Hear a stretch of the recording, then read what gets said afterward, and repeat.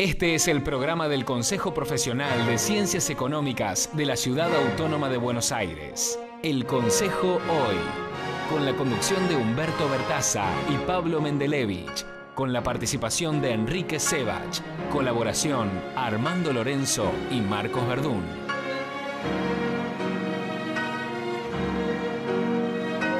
Buenas noches, bienvenidos a otro programa del Consejo. Hola Humberto, ¿cómo estás? ¿Qué tal? ¿Cómo estás? Hoy, ¿sabés qué estamos recordando? ¿Qué es hoy? Es el Día Internacional del Jazz. Ah, mira vos, jazz. Y el jazz, este Día Internacional, surge en el año 2011 por una iniciativa de UNESCO. ¿Y sabés cuál era el objetivo de por qué este Día Internacional? Dime. Para sensibilizar a la gente con lo que es la música. Ajá. Y si vos me preguntás cuál la sede internacional de la música de este año, San Petersburgo, en Rusia. Mira vos. ¿También estás preparando otro pasaje? Yo te hubiera dicho New Orleans, pero... No, bueno, van rotando. Si hay que ir a San Petersburgo, vamos a San Petersburgo. Claro. Valga los sacrificios, sí, ¿no? Claro, por supuesto. Jorge Vasconcelos, bienvenido. ¿Qué tal? ¿Cómo están? Bueno, Jorge Vasconcelos del IRAL, economista, doctor Vasconcelos, todo tuyo. Exactamente. Quería empezar, Jorge, preguntándote con este nuevo esquema de infraestructura que ha tomado nuestro país con la participación público-privada y con este nuevo esquema que tiene un cambio fundamental, ¿no? En el sentido que la financiación la tiene que conseguir ahora la empresa y no es el Estado. ¿Cómo vislumbras todo esto? Bueno, en realidad yo creo que es un proceso que tiene que ir despacio en la Argentina por la siguiente razón. Los proyectos público-privados son proyectos cuyo recupero en general es largo, 15 años promedio, y Argentina hoy no tiene todavía las calificaciones crediticias de las calificadoras, ni siquiera de las agencias de seguro de los países desarrollados, Japón, Alemania. Por lo tanto, si se quisiera ir demasiado rápido, se correría el riesgo de que empresas muy importantes de países como Japón, Alemania, quizás se pudieran ver imposibilitadas de participar, no porque no vean el negocio, no porque no sean optimistas respecto a la Argentina, sino por normas técnicas que tienen que respetar respecto de las calificaciones, tanto de las instituciones de su país de origen como de las organizaciones que habitualmente realizan esta tarea. Así que yo creo que está bien lo que se ha anunciado y esta secuenciación yendo de lo más fácil a lo más difícil, para no tener sorpresas desagradables en el medio. Y de todos modos, yo creo que esto es un complemento de una inversión pública en infraestructura que da toda la impresión que va a ser uno de los signos distintivos de esta nueva etapa de la economía argentina.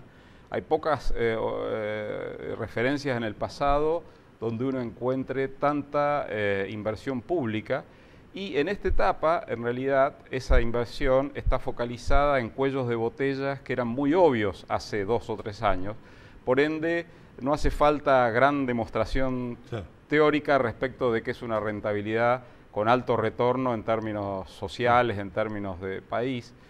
Quizás más adelante se requiera un esfuerzo de sintonía fina para definir próximos proyectos, pero los cuellos de botella eran tan obvios y tan visibles en el transporte, en las comunicaciones, en la energía, que en esta primera etapa lo que se está haciendo en términos de infraestructura, de inversión pública, creo que está teniendo ya un efecto multiplicador muy claro. Hay proyectos de inversión de empresas que estaban trabados porque no tenían energía en el invierno, o porque no tenían buen transporte desde algún lugar del interior a los puertos, y en la medida en que esas obras avancen o esas nuevas inversiones avancen, las empresas no necesitan esperar a que se inaugure el nuevo tramo de una ruta o de una vía, sino que se va haciendo al mismo tiempo en paralelo. Entonces me da la impresión de que cuando los historiadores hagan una evaluación de esta etapa de la economía argentina, en la medida en que el gobierno pueda mantener el equilibrio, el sendero descendente del déficit fiscal y el crédito de la Argentina no se encarezca, esta tendencia a hacer obra pública va a ser una característica muy diferenciada respecto de muchas experiencias económicas Además anteriores. estamos hablando de un plan muy ambicioso, ¿no? Pues se está hablando de más de 7.000 kilómetros, ¿no? Y no solo ambicioso, sino con una característica diferenciada. O sea, cuando Argentina tuvo un boom de inversión, fue a principios del siglo, o a fin del siglo XIX, principios del XX, los ferrocarriles es el ejemplo más claro. Pero ese boom de inversiones que tuvo Argentina en realidad tenía problemas de diseño, porque el trazado de los ferrocarriles era radial al puerto para sacar la mercadería que a los ingleses les interesaba en ese momento. Entonces las regiones del país quedaron muy desconectadas entre sí. Es decir, había buena posibilidad de traer algo de Salta a Buenos Aires, pero no había mucha posibilidad de conectar Salta con Tucumán. El diseño de la infraestructura tuvo esas fallas. En cambio ahora lo que uno ve es una intención de trabajar en red y de trabajar interconectando muchas regiones del país con países vecinos. El caso de salidas hacia Chile, por ejemplo, lo cual es mucho más eficiente en términos económicos. Sacar mercadería desde Salta, seguramente en el futuro va a ser más simple, más sencillo, más barato hacerlo por Antofagasta, por los puertos del norte de Chile, que tener que recorrer tantos kilómetros hacia Buenos Aires. O sea que esa inversión en infraestructura tiene esa calidad diferenciada también. Recién dijiste, cuando los historiadores hagan el raconto de esta etapa económica, me tentaste con esa frase. ¿Cómo termina esta etapa económica? Bueno, en realidad el futuro es imposible de prever porque existen muchos errores de cálculo a nivel internacional y a nivel local, que son los que explican las tendencias en los momentos en los cuales la historia se bifurca y lo que uno pensaba que podía ir para el lado A termina yendo para el lado B. Por lo tanto, es difícil, no es correcto hablar de un pronóstico seguro, pero la probabilidad de que haya un escenario positivo en el mediano y largo plazo para Argentina, yo creo que es alta, por la siguiente razón. Primero, lo que comentábamos antes, la cuestión de la infraestructura. Hubo muy pocas oportunidades en el pasado en el cual los gobiernos pudieran abocarse a ese tema. Segundo, todo el desarrollo de las nuevas tecnologías en el mundo, en este caso, está diseñado como si hubiera sido pedido por la Argentina. El problema de las economías de frontera en el país ha sido un problema insoluble. Porque, bueno, pero eso no me tranquiliza, porque si es por desaprovechar oportunidades, no hemos perdido oportunidades. No, claro, por supuesto, por eso digo, no se puede asegurar, pero la probabilidad de que ocurran cosas positivas es alta por esto, porque si uno mira los desarrollos tecnológicos, favorecen o resuelven problemas que Argentina siempre tuvo. O sea, llevar energía eléctrica a Jujuy, por ejemplo, requería cientos de kilómetros de cableado. Hoy la energía solar y la eólica es más barata. Generar megawatt con energía solar o con molinos o con células fotovoltaicas es más barato. Claro. Y la tecnología ha permitido que eso sea así, que hacerlo a través de otras fuentes más tradicionales, petróleo, es lo que se está haciendo en Jujuy, sobre todo. Efectivamente. Entonces, eso es algo muy bueno. El tema de las comunicaciones satelitales, lo mismo. O sea, la posibilidad de estar en red en todo el país es algo novedoso, inédito.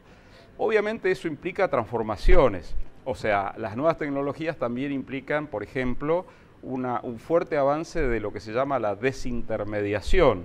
Es decir, en Estados Unidos la gente ya no va a las tiendas a comprar ropa o zapatillas, lo hace a través de Amazon u otro tipo de firmas que se ocupan de estas cosas. Y ese fenómeno, si bien ocurre ya hace una década en forma notoria en muchos países, en la Argentina estuvo frenado porque la economía estuvo hibernando a lo largo de los anteriores 12, 13 años de gobierno. Hasta el 2015 hubo muy poca filtración de los cambios que ocurrían en el resto del mundo al interior. ¿Y vos dirías que la caída del consumo en los supermercados tiene relación con eso? Totalmente, o sea, hay un fenómeno claro de búsqueda de evitar la intermediación. Avanzaron mucho los mayoristas El market share de los mercados mayoristas desplazó ventas de supermercados, pero ambos, mayoristas de supermercados, están expuestos a la competencia de empresas que se encargan de la distribución directamente desde el productor al consumidor. Jorge, eso es bueno para el productor y es un problema para el comercializador, pero no hay que olvidar que no solo es bueno para el consumidor, sino también es bueno para el productor. El tipo que hace artesanías en Salta, hoy no depende de convencer a un gerente de compras de una institución en Buenos Aires que venda artesanías. Entonces, eso beneficia a los dos lados del extremo de la cadena y implica muchos cambios en el medio. Somos muy ombliguistas, ¿no? Entonces siempre pensamos, bueno, el mito argentino es que el mundo está contra nosotros, eso está muy instalado culturalmente. ¿Cuánto dependemos para que la situación económica mejore y tenga éxito? ¿Cuánto dependemos del mundo hoy? Dependemos mucho porque todo el programa económico está diseñado bajo el esquema de un endeudamiento fuerte y continuo a lo largo de los años.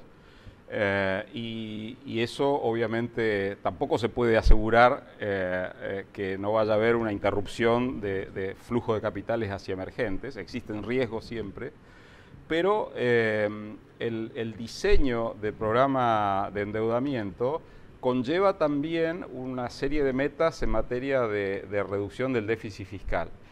Cuando se ve los problemas de coyuntura respecto de que la inflación no converge a las metas, por ejemplo, se ignora la otra cara de la moneda, que es el hecho de que si la inflación este año, en lugar de ser del 15, va a ser del 20, eso va a ayudar a la recaudación impositiva.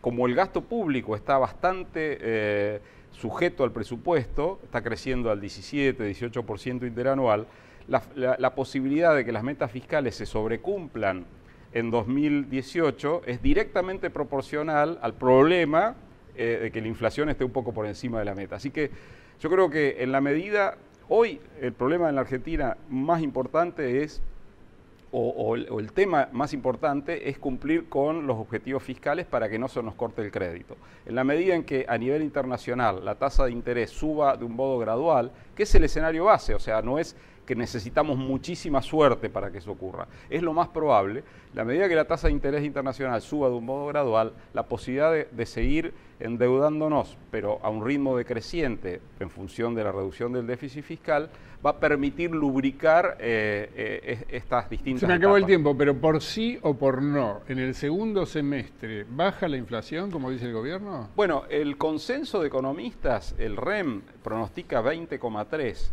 Eso implica que con los datos que ya tenemos de los 4 primeros meses del año, la inflación debería converger, no lo digo yo, lo dice el consenso, al 1,2% mensual. Yo firmaría ya si me dijeran que eso puede ocurrir en la Argentina. En la medida en que nos acerquemos al 20, eso quiere decir que el segundo semestre puede ser un escenario de una inflación fluctuando entre el 1,2 y el 1,3 para no ser tan optimista, pero eso es un cambio de escenario respecto de lo que traemos en los últimos 10 años. Muy bien, Jorge, queríamos obsequiarte con un almuerzo para 2 personas en el Face Park. Muchas para gracias. que recuerdes de este día que estás con nosotros. Bar Sur también para 2 personas, lugar de tango en San Telmo. Clases. Hay clases, hay canto, hay danza. Sin clases es imposible concurrir. Exactamente. Así que tenés la Muchas oportunidad. gracias. Muchas gracias a vos por haber venido. Gracias, Jorge. Enseguida seguimos en la ronda de columnas y lo sumamos a Enrique Ceballos.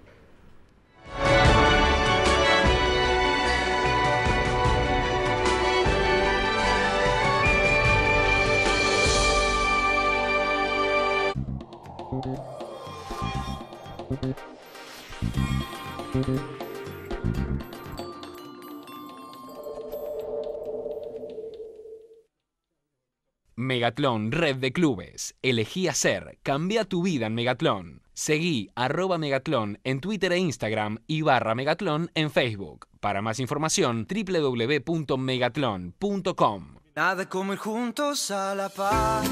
Nico, ¿me contás cómo te casaste con una diosa, sí? Un día la pasé a buscar, empezamos a andar en el auto, yo me puse un poco serio, me tiro al costado y le dije, mirá, me parece que esto no va más. No. Y ahí cuando ella se pone como loca y quiere bajar del auto, ¡pum! Le saqué el anillo. Nico, yo te mato. Sí, casi se muere ella, ¿eh? Del marido que le tocó. Porque tu auto te acompaña en cada historia, cuídalo con el mejor seguro. Autoscoring de QE Seguros La Buenos Aires. Para vos, que sabes elegir. Si la vas a hacer, hacela bien. Hacela con tu 100%. Si la vas a hacer, hacela bien.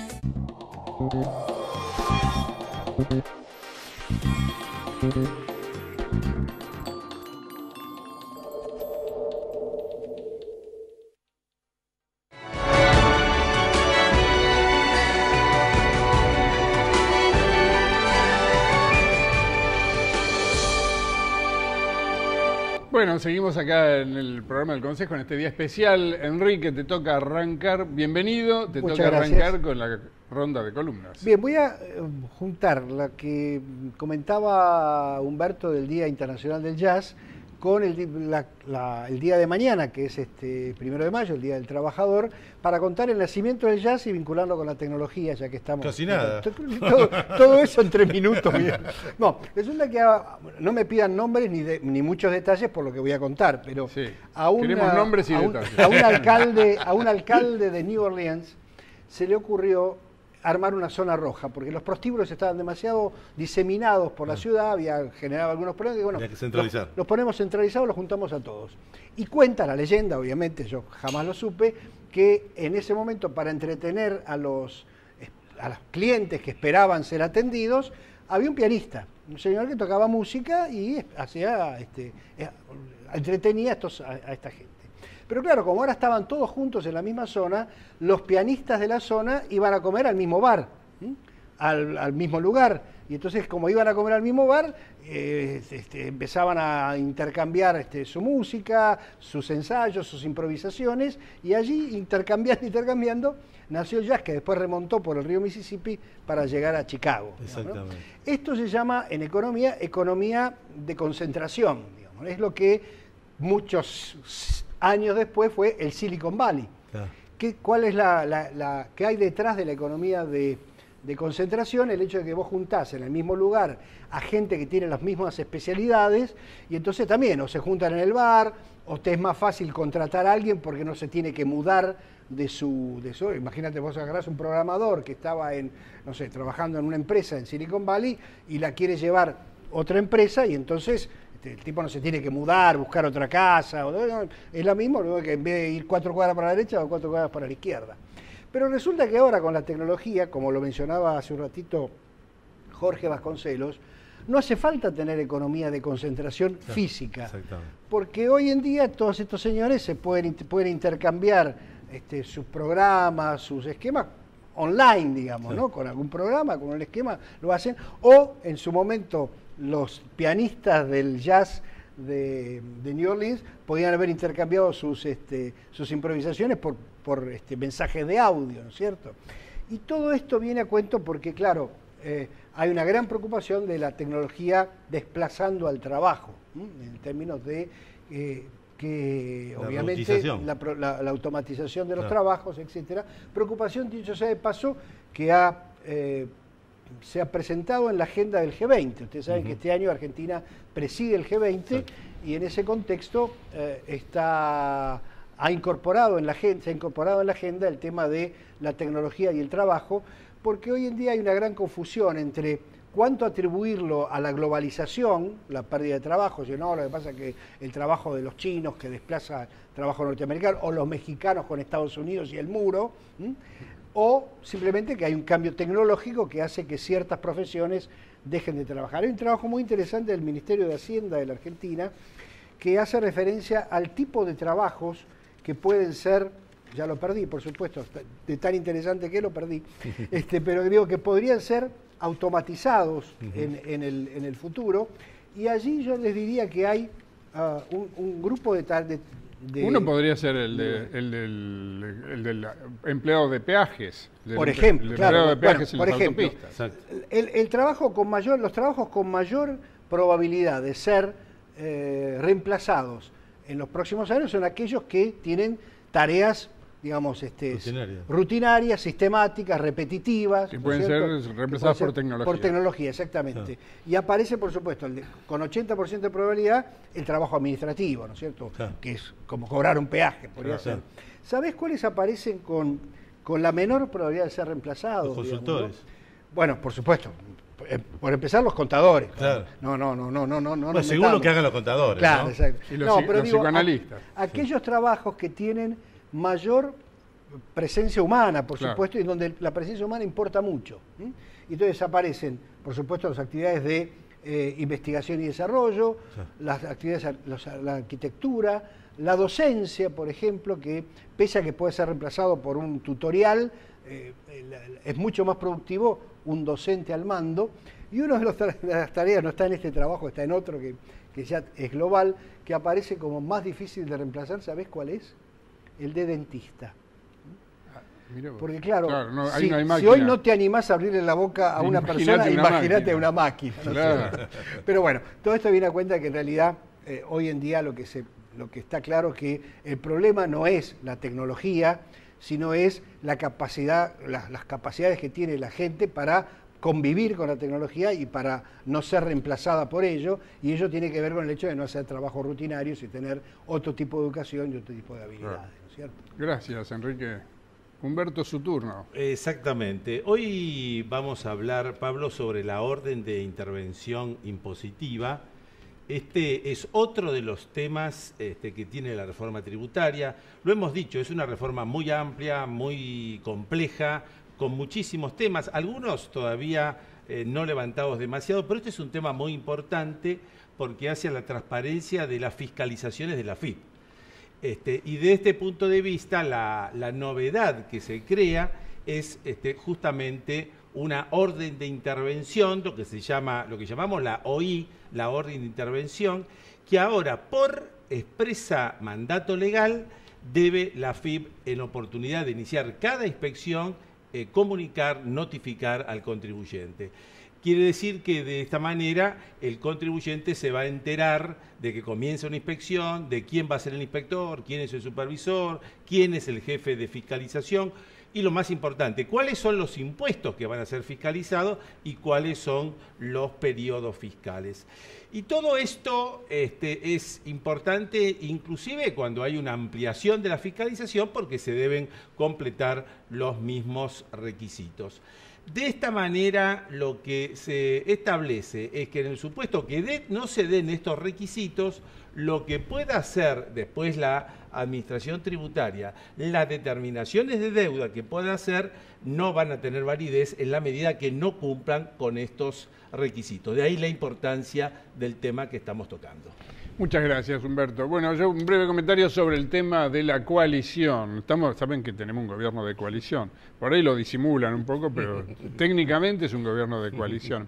La palabra coalición, que es de origen latino, coalitium, quiere decir junto a, es medieval, es de origen medieval.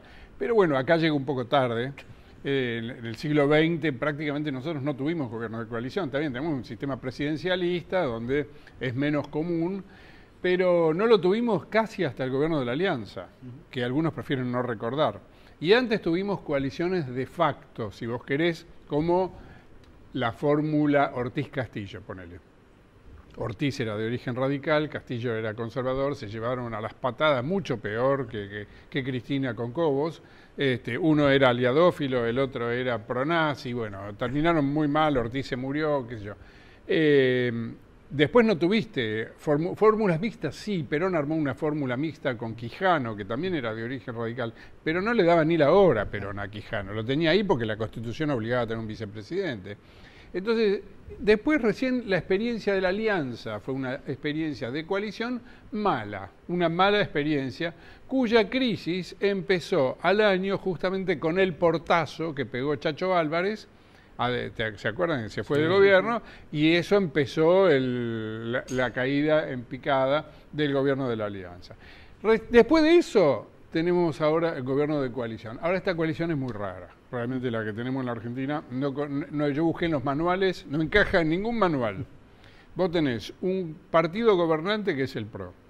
tenés un partido acompañante que es la UCR y tenés una señora que forma parte del tercer pie de esta coalición, que es una señora fiscal de la República, que tiene a su vez un partido, pero es ella, es un individuo.